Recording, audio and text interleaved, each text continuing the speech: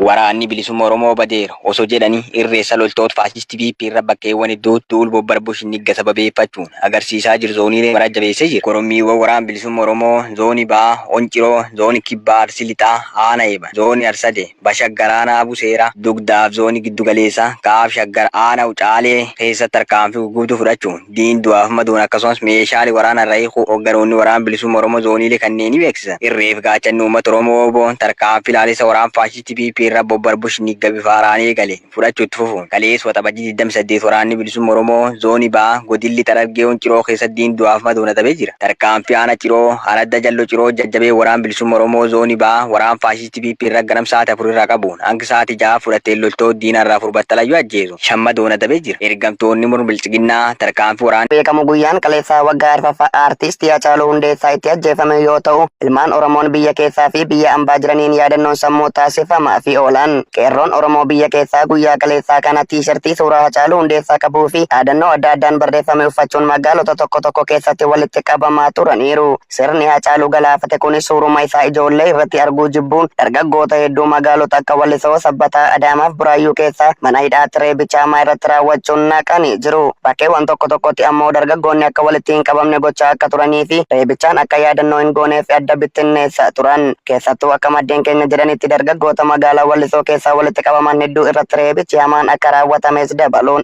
ibsaniiru. Godina Horroo Guduruu Wallaggaa Honjin Magannat keessatti ergamtoonni bilchiginnaa uummati saamuuf dararuutti fufuuf abbaa irree impaayera Itoophiyaa sirna isaatiif kachuuf sababoota garaa garaa wabeeffatee goleewwan Oromiyaa cufa keessaa uummata Oromoo diinagdeen cunqursuun cinatti hawaasa nagaa hidhuu, ajjeesuu, manneen jalaa gubuu fi yakkoota gara jabinaa adda addaa irratti raawwachuun iraarsaa jiru. Haaluma kanaa waraanni bilchiginnaa uummata Oromoo saamuuf duubatti hin jenne uummata Jimmaa Gannatii ganda lalistuu Qidaamee jedhamutti barattoota kutaa 5 ol baratan hunda irraa sababoota hin beekamneen qarshii 100 walitti qabuun gara baankii Siinqeetti akka galchan gochuun saamicha raawwachaa kan jiran ta'uu jiraattonni gandichaa himan. Sababa maallaqni kun barattoota irraa funaanamuuf kan hin beekamne ta'uu isaa hubachuun barsiisaa maqaan isaa Kafanee Dabalaa jedhamu maallaqni barattoota irraa funaaname kun akka deebi'uuf hoggaa gaafatu. Sababuma gaaffii kana gaafateef qofa murnoonni bilchiginnaa gaafa waxabajii 23 bara 2024 barsiisaa kana ukkaamsuun qabanii mana hidhaa Onichaatti darbachuu maddeen keenya eeran. Kana malees guyyuma gaafa waxabajii 23 namoota maqaan isaanii Dombee Taammiruu fi Tigoo Taammiruu jedhaman badii tokko malee sababa oromummaa isaanii qofaaf qabamuun waajjira poolisii Ona Jimmaa Gannatii keessatti hidhamanii jiraachuu maddeen keenya itti dabaluun ifoomsanii jiru. Ilmaan Oromoo magaalaa Finfinnee keessa qabamuun achi buutee dhabamsiifamaa jiraachuun dhaga'ama.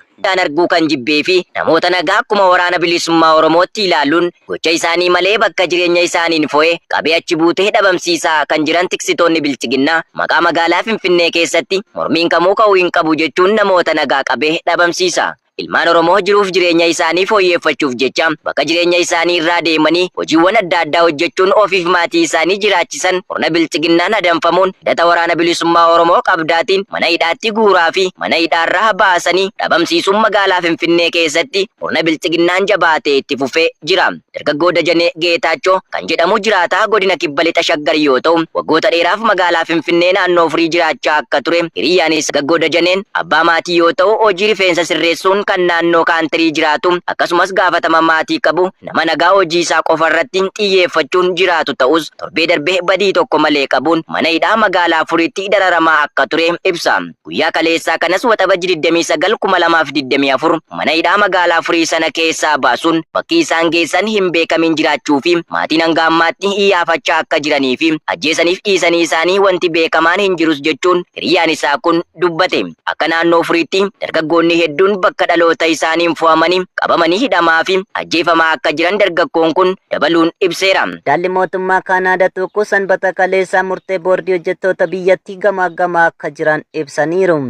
Kunis erga lagannaan tasaa makaanikoonni daandii xiyyaara West Jeetti balallii 150 qabee fi imaltoota gara 20,000 irratti dhiibbaa uume booda.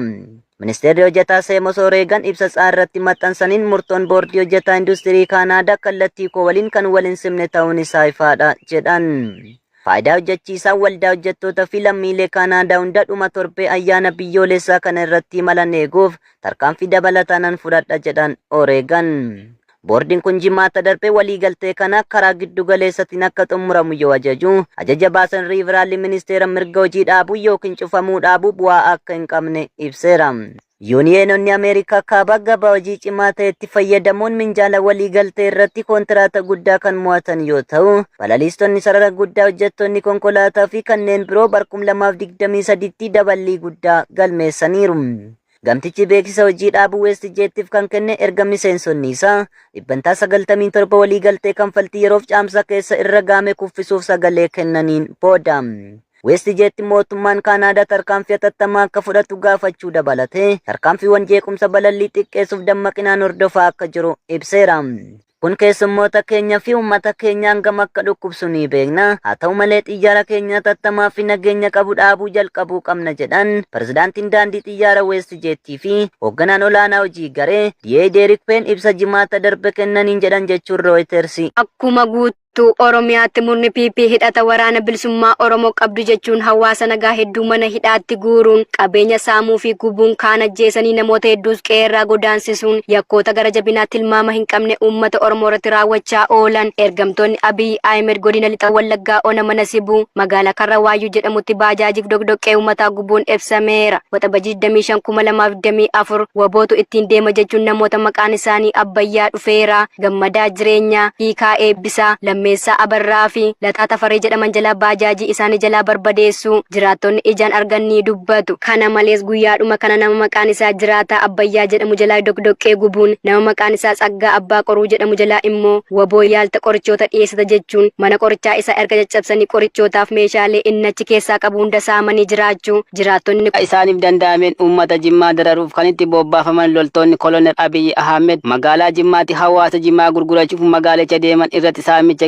geggeessanii jiraachuun ibsame. Haaluma kanaan uummanni godina Jimmaa oomisha bunaatti aansee Jimmaa oomishuun gabaaf dhiyeessee jiruu fi jireenya isaa kan fooyyeffatu ta'uun kan beekamudha. Guyyaa kaleessaa waxabajii 28 bara 2024 magaalaa Jimmaa ganda Ginjoo bakka adda Ajiippii jedhamutti ergamtoonni sirnichaa gaachana sirnaa fi poolisii Oromiyaa jedhaman uummata baadiyyaa naannoo magaalaa Jimmaa jiraatan kanneen Jimmaa gurguruun ofii fi maatii isaanii jiraachisan akkuma duraan baranitti Jimmaa qabatanii gabaa yemmuu geeffatan tiksitoonni PP kun gabaa seer maleedha jechuun bakka uummanni Jimmaa gurguratutti jiraattota kana irraa Jimmaa saamuun reebbicha hamaa fi doorsisa adda addaa irraan ga'uu maddeen keenya eeran. Gama diinagdeen uummata magaalaa Jimmaa qucarsuuf hojjechaa kan jiran faashistoonni PP yeroo adda addaatti kanfaltii gosa adda addaa itti kaasuun maallaqa guuraa jiraachuu fi magaalachatti dhiibbaa mirga namoomaa garmalee hammaachuun uummanni dararaa ulfaataa argaa akka jiru itti dabaluun arraata biyyoolessa Oromiyaatti himaniiru. Godina Gujii Lixaana Soorroo Barguddaaf Galaan keessatti lafa qonnaa loltoonni sirnichaa hawaasa nagaa irratti ajjeecha raawwatan.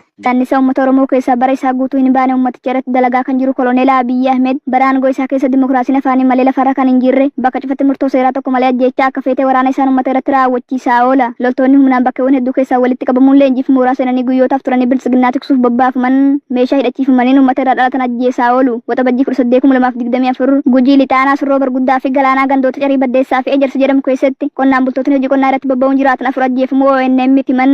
Namoonni loltoota sirnichaa lafa qonnaa isaaniitti ajjeefaman kunneenis Diimaa Birujoo, Biilaa Mixoo Dharroo, Bariisoo Mijoo Abbaa Daa'imman 17 fi Gumii Uraagoo Abbaa Daa'imman 10 ta'uu. Aadaa ilmaan Oromoo iraarsuu kan qaban tiksitoonni paartii Bilisiginnaa godina Bahaa Wallaggaa ona limmuu gandoota adda addaatti jiraattota hedduu hidhuu fi saamicha hamaatee irratti raawwachaa jiraachuun ibsameera. Ganda Alleemmaatti hin gootuu jedhamutti waraanni Impaayera Itoophiyaa hidhata waraana bilisummaa Oromoo qabdu jechuun namoota hedduu hidhuu, reebuu fi saamuun uummata dararaa jiraachuun ibsameera. Namoota maqaan isaanii obbo Baayisaa Nagaashii fi obbo Hundee Galataa jedhaman badii tokko malee ji'oota tokko dura kan hidhan yoo ta'u, obbo Hundeen maanguddoo waggaa 70 ta'e badii tokko malee waajjira poolisiyoonichaatti dararaa hamaa argaa jiraachuu namoonni keessa beekan ni dubbatu. Gandicha keessaa namoota milishaa taane qawwee murna gabroonfataa PP hin baannu jechuun kanneen qeerraa buqqaan namoota maqaan isaanii obbo Margaa Olaanii, obbo Addisuu Shifarraa, obbo Darajjee Galataa fi erga qeerraa buqqaanii ji'a tokko ol ga'u jiraattonni limmuu ganda Mukarbaa Dimmaa jedhamurraa garmalee namoota hedduu qeerraa godhisuun yakkoota gara jabinaa adda addaa irratti raawwachaa kan jiran ergamtoonni Bilisiginnaa qabeenya uummataa saamuun kanneen baatamuu hin dandeenye immoo gubaa jiraachuu jiraattonni gandichaa dubbatu. Ilmaan keessantu waraana bilisummaa Oromoo keessa jira jechuun gaafa waxabajji 19/2024 badii tokko malee namoota maqaan isaanii obbo Tarrafaa Baabuu Jalaa Saawwa 22, obbo Taarikuu Abbabaa Jalaa Saawwa 9, obbo Asaffaa Abbabaa Jalaa Saawwa 28, obbo Margaa Galataa Jalaa osoo inni qonnaa qotu sangoota isaa irraa wanjoo buusuun saawwan 33 fi hoolota 26 jalaa saamanii jiraachuun jiraattonni gandichaa itti dabaluun heeraniiru. Gandichatti milishaan maqaan isaa Margaa Gammadaa jedhamu horii fi qabeenya namaa guursisaa kan jiru yoo ta'u, bara dargiirraa eegalee hanga ammaatti milishaa keessa kan turee fi dhiiga namoota qulqulluu hedduu dhangalaasisaa turuu isa namoonni itti dhiyeenyaan beekan ni dubbatu.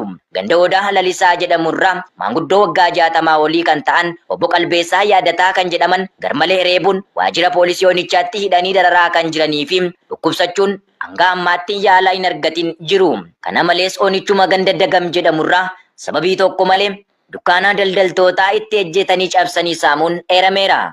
Namoota maqaan isaanii Carii Abdiisaa, Faqqadaa Moosisaa fi kanneen biroo hedduu jala dukkaana isaanii guutummaatti konkolaataan gara Onichaatti fe'achuun maatii obbo Taganyee Irranaa hunda isaanii hidhanii jiraachuu maddeen keenya gabaasaniiru. Akka Onichaatti murnoonni bilchiginnaa sarbamiinsa mirga namoomaa hangana hin jedhamne yeroo adda addaatti uummata irratti raawwatamaa jiraachuunis himamee jira. Waggaaf rafaa weellisaa falmaa